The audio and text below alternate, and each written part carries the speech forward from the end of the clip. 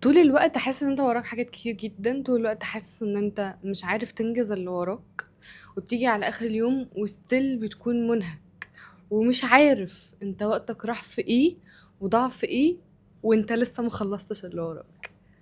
كلنا، صدقني كلنا، ناس كتير جدا وانا كنت حد منهم، عندنا مشكلة في إدارة الوقت. عشان كده حلقة النهاردة هي عن إدارة الوقت، ازاي نستغل كل سنتوفة في وقتنا، وازاي نعرف اصلا امتى نعمل ايه، لان مش كل الاوقات تنفع لكل المهمات.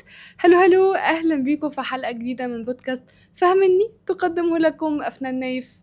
احنا وصلنا الحلقة السادسة. انا معرفش انسان ممكن يحتفل ازاي بحاجه زي دي، بس احنا وصلنا الحلقه السادسة، وانا بجد بجد فخوره بنفسي جدا. و ممتنه لكل حد شاف الحلقات كلها، ممتنه لكل حد بيدعمني. شكرا ليكم كلكم، رغم ان انتوا حبه صغننين، بس ان شاء الله تكسروا ونكون عيله كبيره قد كده. خليني اقول لكم حاجه ممكن تصدمكم شويه، ان الوقت مش هو المشكله، ادارتنا للوقت هي المشكله. لان كلنا بناخد 24 ساعه في اليوم، بس مش كلنا ال 24 ساعه بتاعتنا ينفع تكون شبه بعض. كتير مننا بنبدا بحماس البدايات وبنعمل تو دو ليستس، وبقرر ان انا بكره بقى يعني هغير نفسي وابدا من جديد ومش عارف ايه، وبعدين ارجع تاني اكسل ومنجزش التو دو ليست بتاعتي، وارجع تاني اقول لنفسي انا شخص فاشل، انا عمري ما هتغير، انا عمري ما هحقق اللي انا عايزه، وهكذا وهكذا وهكذا. المشكلة مش فيك، المشكلة في توقعاتك عن اللي المفروض واللي طبيعي تخلصه خلال اليوم. ليه كل مرة بنعمل تو دو ليست مش بنعرف نلتزم عليها؟ ليه كل مرة بنرجع للعشوائية؟ وليه كل مرة بنفشل ان احنا نكون الشخص اللي احنا عايزين نكونه؟ واحد، احنا بنهتم بالكم اكتر من الجودة، بنهتم بالكوانتيتي اكتر من الكواليتي. انا لما باجي اعمل تو دو ليست بحط فيها 10 حاجات، انا مش بسأل نفسي انا هعرف اخلص 10 حاجات دول ولا لا، انا بسأل نفسي انا هعرف ابدأهم ولا لا. ببدأ ال10 حاجات ومش بخلص ال10 حاجات، وباجي تاني يوم حامل هم ال10 حاجات اللي انا محتاجة اخلصهم لاني بدأتهم امبارح. في حين ان انا لو كتبت في التوزو ليست بتاعتي 3 حاجات بس، وانا عارف اني هخلصهم النهارده، هبدأ فيهم واخلصهم النهارده، هبقى خلصت، وهيبقى عندي حماس لتاني يوم اني اخلص 3 حاجات تانيين، بدل ما تقعد ال10 حاجات في التودو ليست بتاعتي هي كل يوم لمدة اسبوع. وممكن برضو ما اقدرش اخلصهم من كتر ما انا ضاغط نفسي. طب ما انا اخلص 3 حاجات كل يوم، 3 حاجات، حاجتين، اشوف انا طاقتي تقدر على ايه. فاحنا بنهتم جدا بالتكس، كم صح عملتها في التودو ليست بتاعتي، مش بهتم الصح دي صح بجد ولا انا علمته وخلاص. تاني نقطة، احنا بنتجاهل طبيعتنا كبشر. احنا طول اليوم مش بنفس الطاقة، الصبح غير بالليل، غير في نص اليوم، قبل ما ناكل غير بعد ما ناكل. وفي حاجة تانية، مش كلنا طاقتنا متوزعة بنفس الطريقة، مش كلنا morning person، مش في ناس بتنتج أكتر بالليل، في ناس الصبح بتصحى فايقة وبتنتج كويس جدا، وفي ناس طاقتها بتبقى بالظبط في نص اليوم، خلاص فاق فطر، هو عنده طاقة دلوقتي بعد الظهر. وانا عندي مثال دليل على الموضوع ده، وده من اكتر الامثله الكوميديه اللي انا بحب احكيها في حياتي. في فتره من الفترات كنت انا والاء اختي، الاء هي الاقرب الي سنا، فحفاء بينا سنتين يعني حاجه مش كتير، فاحنا اوقات كتير كنا مع بعض في حاجات، في عمل تطوعي نزلنا مع بعض. فتره من الفترات نزلنا شغل في نفس الشركه مع بعض. الشركه دي كانت ساعتين بعيد عن البيت، فانا مش شخص صباحي ابدا، وبصحى طبعا بدري غصب عني عشان اروح الشغل، فكنت باخد الساعتين بتوع الطريق دول عشان افوق. فانا لما كنت بروح الشغل لوحدي، انا كنت الساعتين دول ما بكلمش مخلوق، من مواصله لمواصله عامله كده، الجدع طلع مني كلمه. لما الاقي بدات تروح معايا الشغل، الاقي شخص سبحان الله بيصحى من النوم فايق، هي بتصحى من النوم فايقه وعندها طاقه كلام ورغي وحوارات. فلما كنا ماشيين في الطريق كنت بتلاقي شخص مهايبر جدا جدا جدا جدا جنبه شخص زومبي ليترلي ماشيين جنب بعض. ده اكبر مثال، احنا 2 اخوات، فرق سن بينا مش كبير، يعني نعتبر نفس الجيل، بس كل حد فينا بيفانكشن وبيبدأ يومه وبيمشي في خلال يومه بشكل مختلف. على العكس بالليل انا بتنام بدري جدا، انا بسهر، وطاقتي والكرياتيفيتي والبروتكتيفيتي بتاعتي كلها بتكون بالليل. يعني انا بالليل ممكن اكسر الدنيا، انا فايقه جدا، ممكن اروح 500 مشوار، ممكن اعمل 500 تاسك. فهي دي الفكره ان انا لازم اعرف انا انهي نوع، انا انهي شخص، امتى طاقتي في اليوم في الاعلى وامتى طاقتي في الاقل، وما اتوقعش من نفسي حاجات انا مش هقدر اعملها، ما اتوقعش من نفسي حاجات عكس طبيعتي. النقطه الثالثه هي ان احنا مش بنركز مع طاقتنا النفسيه. انا بصور البودكاست ده يوم 10/10، هو هينزل يوم 11/10. 10/10 ده يوم العالمي للصحه النفسيه، وبما ان احنا بنتكلم عن الطاقه واداره الوقت فاكيد الصحه النفسيه هتيجي في النص. احنا ما بنركزش مع فكره ان احنا مش طول الوقت في المود. المود مش بشكل دلع، بس مش طول الوقت مستعدين ننجز كتير. ممكن نبقى في اللو باتري مود، وانا دلوقتي انا شخص في العادي بنجز كتير، بس انا في الاسبوع ده انا داون وهنجز على قد ما اقدر، وعلى قد ما اقدر ده مش كتير. فما اجلدش نفسي وودي لنفسي بوكسات كده من جوه ان انا ما انجزتش زي ما انا متعود انجز، لان انا متعود انجز وانا ان ماي بيك، في اقصى طاقه نفسيه وطاقه ذهنيه. فمش دايما انا في المرحله القصوى دي. اوقات كتير الانسان بيجو داون، اوقات كتير الانسان بيبقى مش قادر يعمل 100%، ممكن يعمل 50%، 60%، 90%. مش طول الوقت بنبقى قادرين ان احنا ندي 100% بتاعتنا. احنا عارفين 100% بتاعتنا بتدي قد ايه، ولازم برضو نبقى عارفين النسب التانية بتاعتنا بتدي قد ايه، وامتى اتوقع من نفسي ادي 100% وامتى اتوقع من نفسي ادي اللي اقدر عليه. انا بالنسبه لي الاسباب دي كلها متعلقه بتوقعاتنا عن نفسنا. احنا بنتوقع من نفسنا نعمل حاجات معينه، وبعدين بيجي الواقع يقول لنا لا، مش كل ده، بالراحه. ودي اكتر حاجه بتخلينا نحبط من التو ليست اللي بنعملها، نقول لنفسنا كلام سلبي، نحس ان احنا عمرنا ما هنتغير، وعمري ما هعرف ادير وقتي، وعمري ما هعرف انظم وقتي، وعمري ما هعرف اطلع اقصى نتائج ممكنه. انا بدل ما اقعد اقول انا لازم انظم وقتي، انا لازم انظم وقتي، لازم افهم الاول ايه هي الكيس اللي لازم تكون عندي عشان اعرف بيها انظم وقتي. الانسان عنده كذا نوع طاقه، وانا مش بتكلم هنا في علم الطاقه والحاجات دي، انا بتكلم في طاقه الانسان. انا قادر على ايه، طاقتي يعني انا قادر على ايه، اوكي، عشان انا ماليش دعوه بعلم الطاقه، ماليش دعوه بالحاجات دي، بس انا قادر على ايه، او انا بقيم الحاجه ازاي. واحد، الطاقه الجسديه، انا نايم كويس، واكل كويس، صحتي كويسه، مش تعبان، مش عندي برد. دي كلها لازم اكون صحيا عارف انا عامل ازاي، جسديا انا قادر على ايه. ممكن يبقى عندي زكام، ممكن تبقي في البريود، ممكن تبقي مش واكله كويس، مش نايمه كويس. الحاجات دي كلها لازم احطها في الحسبان وانا بقرر هقضي يومي ازاي. فواحد، طاقتي الجسديه ودي مهمه جدا. 2، طاقتي النفسيه. انا نفسيا قادره على ايه. انا ممكن يكون يوم ضربه خناقه فظيعه مع حد من اعز الناس ليه، ده هيسحب من طاقتي. ممكن في يوم تاني يبقى من اسعد ايامي، انا مبسوطه النهارده، مزاجي حلو، اليوم بدأ بدايه لذيذه، حياتي مستقره، فانا طاقتي النفسيه في اتس بيك، فانا تمام. فالحاله المزاجيه، التوتر، علاقاتي مع الناس اللي حواليا، كل دي حاجات بتأثر على طاقتي، وبالتالي بتأثر على قدرتي في الإنجاز خلال اليوم. طيب إيه كمان؟ طاقتي العقلية. أنا في قد إيه في دماغي شغلني، أنا قد إيه قادرة أركز. أنا كأفنان الفترة دي من حياتي أنا مشتتة جدا، وأنا عارفة إن أنا مشتتة ورحمة نفسي للتشتت ده، لأنه أنا واخدة بالي إن أنا مشتتة ذهنيا، مش حاضرة قوي في كل الأحداث اللي بتحصل حواليا، وحاسة طول الوقت إن أنا ورايا حاجة حتى لو أنجزت اللي ورايا، فده تشتت. فلما باجي أقرر أنا هعمل إيه في يومي، ببقى حاطة في الحسبان إن أنا الفترة دي مشتتة، فلو في حاجة وقعت مني، لو عملت 3 حاجات مع بعض في نفس الوقت عشان انا مش مركزه، عادي، اتس اوكي، مش بضغط على نفسي. فحاجه تانية لازم احطها في الحسبان وانا بقرر هعمل ايه في يومي وهدير وقتي ازاي، هي قد ايه انا مركز، دماغي حاضره ولا مش حاضره، عقليا انا عامل ازاي. لازم اعرف برضو المهمات اللي انا بحطها لنفسي خلال اليوم دي نوعها ايه، بتسحب من طاقه روحي ومزاجي واستمتاعي بيها قد ايه. هي حاجه انا لازم اعملها كشغل، كدراسه، كحاجات من دي، وانا ماليش مزاج قوي اعملها، هي حاجه تقيله عليا بس انا لازم اعملها عشان انجز، فدي حاجه مهمه وتقيله عليا، فانا رايح عليها عارف ان انا هيبقى عندي كل هذه المشاعر واتس اوكي بس انا لازم انجزها. وفي حاجات تانية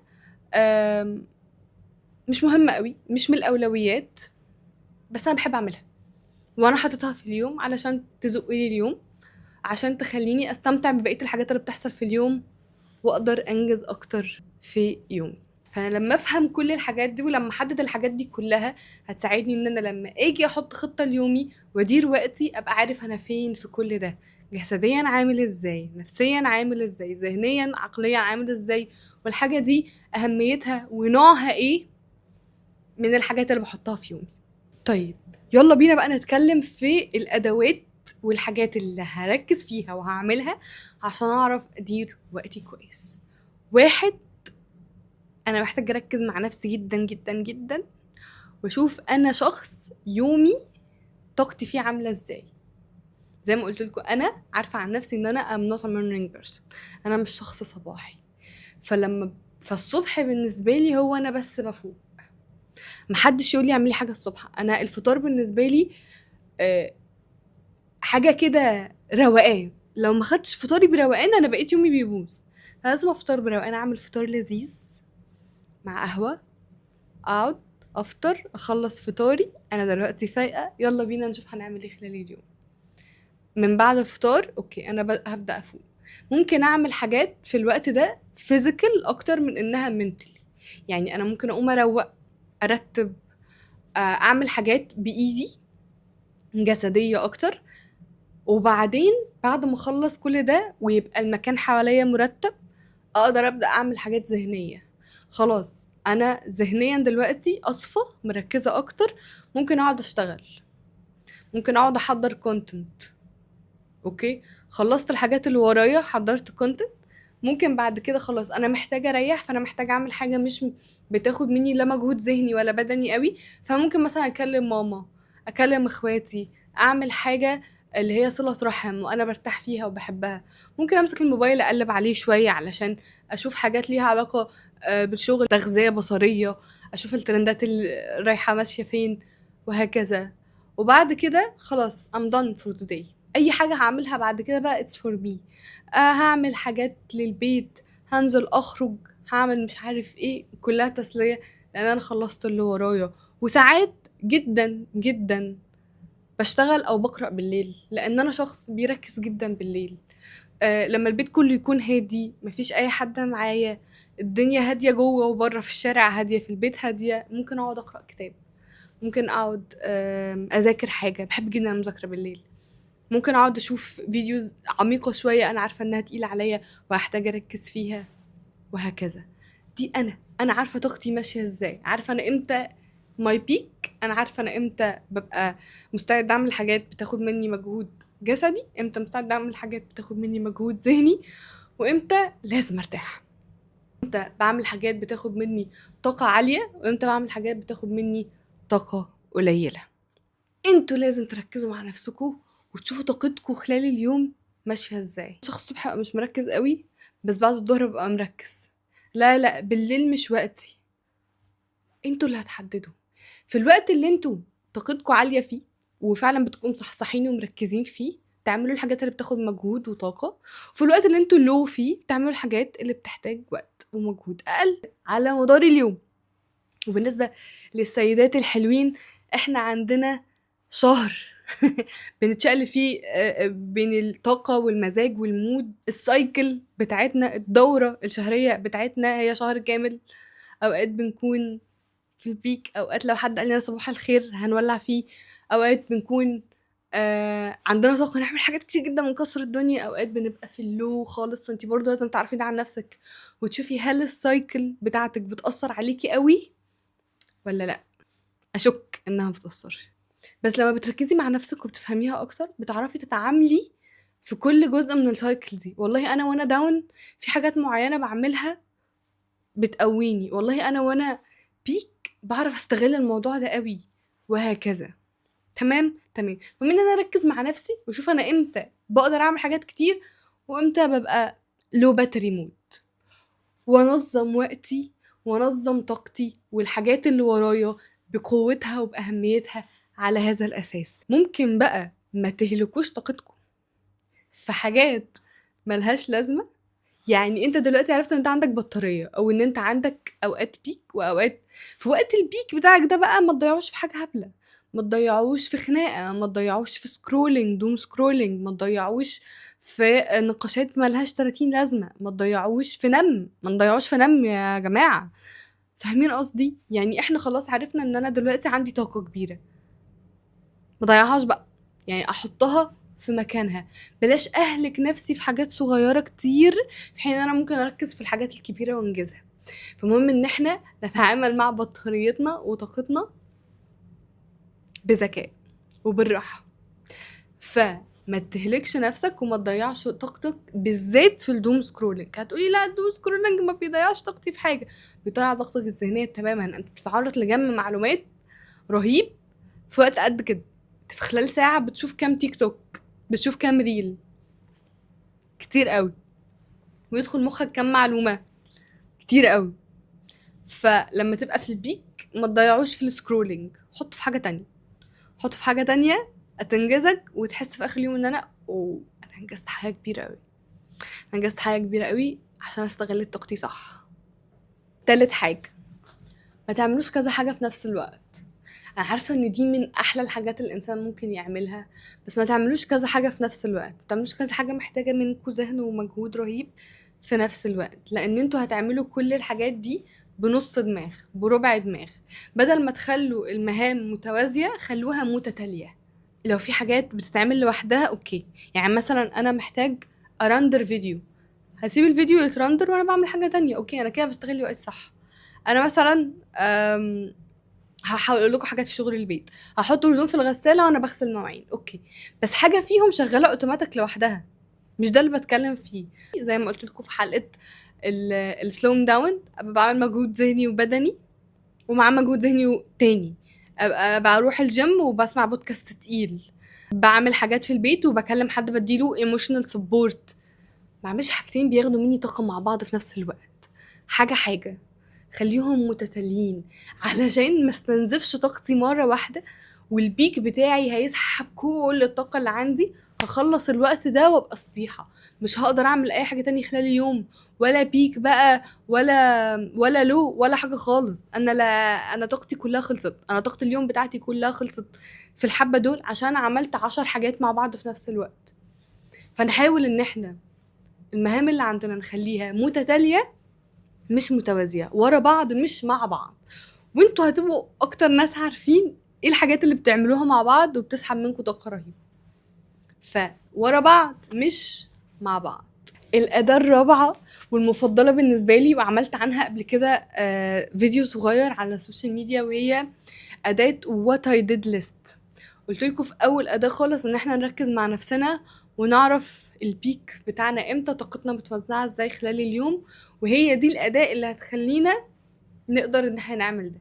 ايه هي what I did list؟ انا قلت قبل ما نعمل اي to do list لازم نعرف الاول احنا بننجز قد ايه في اليوم او بنعرف نعمل قد ايه في اليوم. فهنعمل ايه؟ هنعيش ايامنا عادي جدا بدون ضغط وبدون ما نحاول نطلع اقصى حاجة، لا هنعيش اليوم عادي جدا زي ما بنعيشه. وبدل ما احط خطة في بداية اليوم انا احط زي تقرير في اخر اليوم اسمه what I did list، هكتب فيه انا عملت ايه خلال اليوم وعملته امتى. حلو، وهستمر على ده لمدة اسبوع اسبوعين، وللبنات انصحك بشهر. وانتي فهماني؟ علشان خلال السايكل بتاعتك تعرفي في كل مرحلة فيها انتي عملتي قد ايه و طاقتك كانت متوزعة ازاي. حلو، بعد مدة طويلة من what I did list هتبقى هي المرجع بتاعي لما اجي اعمل التو دو ليست بتاعتي. والله انا طاقتي في اليوم في الوقت الفلاني، وطاقتي في الشهر في الفترة الفلانية، الفترة دي انا ببقى لو فيها، الفترة دي انا ببقى في البيك فيها، وهكذا. فلما اجي اقرر هعمل ايه او هكتب ايه في التو دو ليست بتاعتي، هكتب تو دو ليست واقعية، مش هأفور فيها قوي، ومش هتبقى تو دو ليست عبيطة اللي هو انا لما اخلصها احس برضو ستيل ان انا مخلصتش اللي ورايا. هتبقى تو دو ليست واقعية جدا بالنسبة للي ورايا، بالنسبة لطاقتي وبالنسبة للي ورايا. بس دي من احلى الهاكس اللي انا عملتها لنفسي. التزمت فتره على what I did list، فلما بقيت احط to do list لنفسي برجع ابص هو انا بقدر اخلص قد ايه في اليوم، وليه حلو ان احنا نعمل الليست دي، ليه ما نعتمدش على مخنا وخلاص. في كونسبت كده اسمه المخ البديل. احنا دلوقتي في عصر مخنا بيتعرض ل 500 ألف حاجة في الوقت، وغالبا ورانا حاجات كتير جدا وكلها تاسكات صغيرة وتيديس، يعني غتتة. ففكرة ان انا يكون عندي مخ بديل تحفة. انا مش هرهق مخي ان هو يحاول يفتكر المهام ايه، او يحاول يفتكر الطاقة بتتوزع ازاي خلال اليوم. انا هحط طاقة مخي كلها في ان هو ينجز المهام دي. فلما ادون كل الحاجات دي وابقى عامل لنفسي قبل اول اليوم او قبلها، يعني او اليوم اللي قبلها بالليل تو دو ليست، انا بريح مخي من انه يفتكر ورايا ايه. وانت سنه هتلاقي نفسك بتعمل تو دو ليست على مدار اسبوع، اللي هو انا عارف اسبوعي كله هيمشي ازاي، سنه هعرف شهري كله هيمشي ازاي. ففكره ان انا اعمل تو دو ليست، وفكره ان انا اعمل وات اي ديد ليست، وفكره التدوين عموما بتعمل حاجه اسمها المخ البديل. ممكن ابقى اكلمكم اكتر عن فكره المخ البديل دي وقد ايه بيفرق في البرودكتيفيتي والانتاجيه بتاعتنا، بس انا مش عايزه ادخل في التفاصيل قوي في الحاجات دي دلوقتي، غير لما نحط شويه افكار معينه في دماغنا ليها علاقه بطريقه كلامنا مع نفسنا، سواء انجزنا او ما انجزناش. عشان انا بقالي سنين جدا بتعرض او بكونسيوم المحتوى بتاع الانتاجيه وما كنتش بنفذه، غير لما غيرت المايند سيت بتاعي وطريقه كلامي مع نفسي، فبقيت بنفذه مع رحمه لنفسي. ان انا عادي هغلط في الاول، هلخبط في الاول، مش هطلع نتائج واو في الاول، بس انا لما استمر وابقى ديديكيتد، يعني عندي اصرار وعزيمه ان انا اثبت العاده دي جوايا وابدا فعلا امانج وقتي، مع الوقت بتظبط. كل اللي انا بقول لكم عليه مش هيظبط من اول مره. ان انتوا تبقوا فعلا ملتزمين وعارفين تديروا وقتكم وعارفين تدونوا كل حاجه، مش هيظبط من اول مره. طبيعي لو ما ظبطش معاك من اول مره، من تاني مره، من تالت مره، طبيعي. المهم ان انت تكمل، وكل مره هتجرب فيها هتتعلم حاجه، هتشوف انا غلطت هنا في ايه، انا هنا كان عندي هاي اكسبكتيشن، انا هنا ما دونتش صح، انا حتى بعد التدوين برضو لما عملت تو ليست كانت اوفر قوي عليا، لا التو دو ليست دي كانت عبيطه، ما كانتش قويه كفايه، وهكذا. مع الوقت انتوا اللي هتحددوا الدنيا ممكن تمشي ازاي. فما تحبطش من نفسك لو جربت مرة واتنين وتلاتة وعشرة ان انت تدير وقتك وتنظمه وما عرفتش، اتس اوكي. محدش بينجح من اول مرة، لان احنا كلنا عندنا عادات مضرة وبتاكل الوقت. الدوم سكرولينج، الرغي الكتير، مخنا اصلا ما بقاش بيقدر يركز في حاجة بتاخد وقت ومجهود لفترة طويلة. فعادي، دي كلها عادات انت بتكسرها وبتحاول تتخلص منها، فايتس اوكي ان انت تغلط وان انت ما تقدرش تبقى بيرفكت و100% شاطر في الموضوع من اول مرة. that is fine. فقدام بعد ما نحط في دماغنا الافكار اللي بكلمكم فيها دي، انه انا بسامح نفسي، مش بضغط عليها، مش بسمعها كلام سلبي عشان هي ما نجحتش مرة او اتنين، ساعتها هبدأ اكلمكم في كل الحاجات اللي انا عرفتها من خلال يعني استهلاكي للكونتنت واي كتب او اي حاجة ليها علاقة بالانتاجية خلال السنين اللي فاتت. ده شابتر تاني ده شابتر تاني في حياتي وفي في الكونتنت اللي هقدمه ان شاء الله يبقى قدام. بس خليني الاول اتاكد ان انا مش بقدم لكم حاجه اسمها الانتاجيه السلبيه، اللي هي من كتر ما هي بيرفكت وبتلمع تحسسكم انه يا نهار ابيض، هو انا ما بعملش الحاجات دي ليه؟ في ناس بتعمل الحاجات دي، هو انا بقدرش اعمل الحاجات دي ليه؟ الناس اللي عملت الحاجات دي ما عملتهاش بسهوله ومش من اول مره نفعت معاهم. اتمنى النقطه دي تكون واضحه. وبس كده، دي كانت الحلقة السادسة من بودكاست فهمني. أتمنى الحلقة تكون عجبتكم. ملخص الحلقة تقريبا هو أن تعرفوا طاقتكم امتى عالية وامتى قليلة خلال اليوم والشهر والأسبوع، وتقسموا المهام بتاعتكم على هذا الأساس. تقللوا التوقعات اللي بتحطوها لنفسكم عن المهام اللي هتنجزوها خلال اليوم، لأن احنا توقعاتنا العالية هي اللي بتحبطنا، وتصبروا على نفسكم. مفيش حد بيعرف يعمل كل حاجة من أول مرة، مفيش حد بيغير كل عاداته من أول مرة، كل حاجة بتاخد وقت. أتمنى الحلقة تكون عجبتكم. لو الحلقة عجبتكم ممكن تعملوا لي لايك، كومنت وسبسكرايب، وتشيروا الحلقة دي مع حد انتوا عارفين ان هو هيستفيد منها.